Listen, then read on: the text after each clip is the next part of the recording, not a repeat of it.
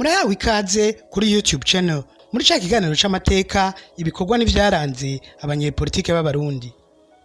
Uno musi tubayagira amateka ibikorwa n'ibindi vyaranze uwatewe iteka ryo kuba umusivile wa nyuma yagenywe kuba umushikiranganje wa mbere kuva ico kibanza gisubijweho mu 1988. Ni nawe premier ministre wa nyuma atarasangiye ubwoko n'umukuru w'igihugu. Niwe kandi mushikiranganje wa mbere wenyene hariho itegeko ry'ibwirizwa shingiro ryavuga ko ashobora gusubiriza umukuru w'igihugu mu gihe vyari gushika hakabikimubuza kurangura amabanga yiwe. Uwo yoba ari nde? Yarongoye leta y'u Burundi kuva ryari gushika ryari. Uwo si uwundi ni Pascal Firmin Ndimira yarongoye leta y'u Burundi kuva kwa 31 mukakaro 1996 gushika kwa 12 ruheshi 1998. Kuva ikibanza c'umushikiranganje wa mbere gisubijweho mu 1988 gushika gisubire gukurwaho mu 1998 Uburundi bwaronse abashikiranganje ba mbere batanu: Adrien Sibomana, Sylvia Kinigi, Anatole Kanyenkiko, Antoine Nduwayo na Pascal Firmin Ndimira. Abo bose barabasivile, bose nibigeze basangira ubwoko n'umukuru w'igihugu wo mu gihe cabo. Uwanyuma rero muri bo ni Pascal Firmin Ndimira. Mu 2020 ico kibanza carasubizweho kice gihabwa umujenerali wo mu gipolisi kandi asangiye ubwoko n'umukuru w'igihugu.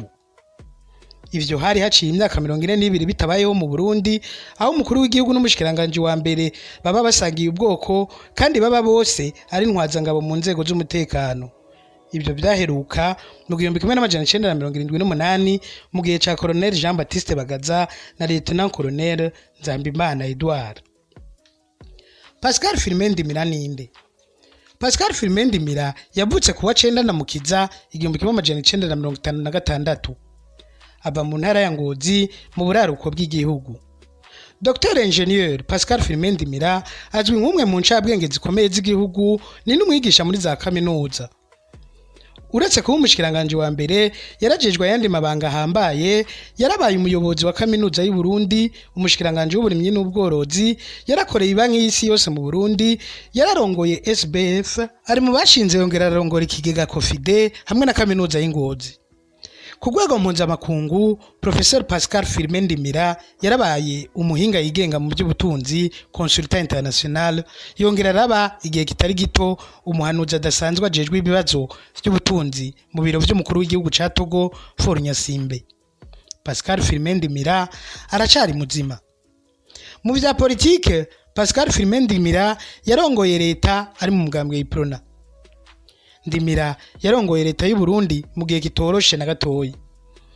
Pascal Firmin Ndimira yagenywe na Major Pierre Buyoya kwa 31 mukakaro 1996, iminsi 5 inyuma y'itembagazwa ry'ubutegetsi bwa President Sylvestre Ntibantunganya. Uwo musi nyene agenwa, ibihugu vyo mu karere vyaciye bifatira Uburundi bihano by'ubutunzi byose vyise embargo regional.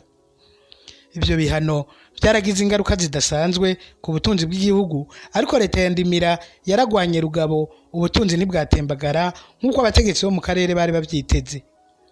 Igihe bafata ibyo bihano bavuga ko Burundi budashobora gukwiriza amezi 4 bugihagaze. Leta ya Pascal Firmin Ndimira yariho mu gihe kandi ikiroberi naco cabandanye bitero ku gihugu. Iyo leta yatunganije ibiganiro mu gihugu dialogue intérieur hagati y'abatavuga rumwe, yongera igira ibiganiro mu mbisho n'umuhari CNDD wa Leonard Nyangoma. Ibiganiro vyo mu mbisho nivyo vyatumye ambarwa ikugwaho. Ibiganiro vyo hagati mu gihugu navyo vyatumye havuka amasezerano yo gusangira ubutegetsi bise partenariat de gouvernement. Maze mu 1998 hashingwa inzego zishasha. Inyuma y'ivyo biganiro, ikibanza c'umushikirangoma wa mbere caravuyeho gisubirizwa n'ibyegera bibiri by'umukuru w'igihugu. Ni gutyo Pascal Firmin Ndimira yarangije amabanga yiwe muri ruheshi 1998, maze asubirirwa n'ivyegera bibiri by'umukuru w'igihugu Frederic Bamvuginyumvira na Mathias Sinamenye. Hari ikintu twokongera ko mu bijanye n'amategeko ya leta ya Pascal Firmin Ndimira. Ibwirizwa ryatunganya inzego muri ico gihe ryavuga ko mu gihe hoboneka igituma umukuru w'igihugu ahagarika amabanga yiwe burundu yosubirizwa n'umushikiranganje we wa mbere. Nta kindi gihe higeze habaho itegeko nk'iryo uretse mu gihe c'umushikiranganje wa mbere Pascal Firmin Ndimira. Ibi bikerekana ko Pascal Firmin Ndimira yari afitiwe icizere na Perezida Buyoya. Biboneka kandi ko Perezida Buyoya atari yizeye umukuru w'inama nshingamateka w'ico gihe Leonce Ngendakumana wo muri Frodebu. Pascal Firmin Ndimira azwi kandi nk'umuntu avuga make adakunda kuyerekana no kwishira hejuru, ariko akaba umuntu w'umukozi cyane. Akiri umunyeshuri muri kaminuza ari hadutse igisokozo kivuga kiti sokwe niruze ico utabonye Ndimira mu gitanda. Ubwo ni byiza ko umukuru w'igihugu n'umushikiranganje wa mbere bava mu bwoko bumwe.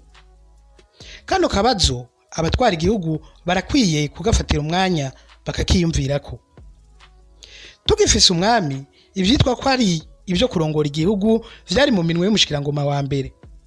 Umugenzo wa politike w'ico gihe wari uko umushikirangoma wa mbere agira icegera badasangiye ubwoko. Uturorero dukeyi, umuganwa Rudoviko Rwagasore yari afise nk'icegera Pierre Ngendandumwe. Andre Muhigwa yari kumwe na Pierre Ngendandumwe. Ngendandumwe ahabereye umushikirangoma yari afise Pio Masumbuko nk'icegera ciwe. Albert Nyamoya yari kumwe na Pierre Muzinzi. Leopold Wihumugani yari kumwe na Mathieu Muhakwanyi. Umushikirangoma wa mbere Michel Micombero yari kumwe na Barnabe Kanyaruguru nk'icegera ciwe.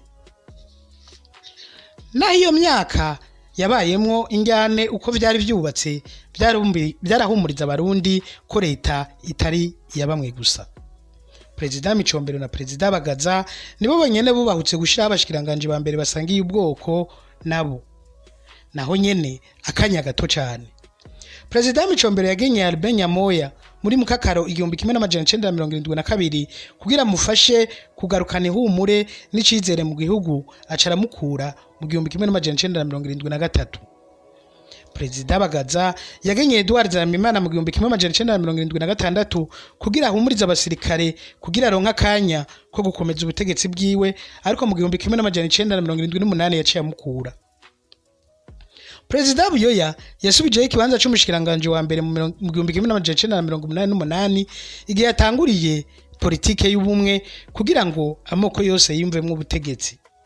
Muri ico gihe umukuru w'igihugu n'umushikiranganje wa mbere bategerezwa kuba badasangiye ubwoko. Kuva ubwo abakuru b'igihugu bose bakurikiye barubahirije iyo ngendo yo guhumuriza.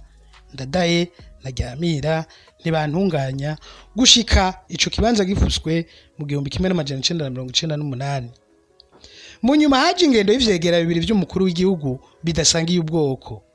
Amahazi cegera kimwe c'umukuru w'igihugu kidasangiye ubwoko n'umukuru w'igihugu bongera bagarukana ivyegera bibiri vy'umukuru w'igihugu bidasangiye ubwoko, ariko bifise amabanga bijejwe ku buryo ubwoko bwose buguma buhumurijwe. Ibwirizwa shingiro rya Perezida Nkurunziza ryo mu 2018 ryarasambuye iyo nyubako rishiraho icegera c'umukuru w'igihugu kidasangiye ubwoko n'umukuru w'igihugu, ariko atana kimwe kijejwe, hamwe n'umushikiranganje wa mbere ashobora gusangira ubwoko n'umukuru w'igihugu, we akaba ari wajejwe leta yose. Ubwiye nyubako y'inzego ni nziza, ubwira humuriza bose koko, kazoza niko kazovyishura.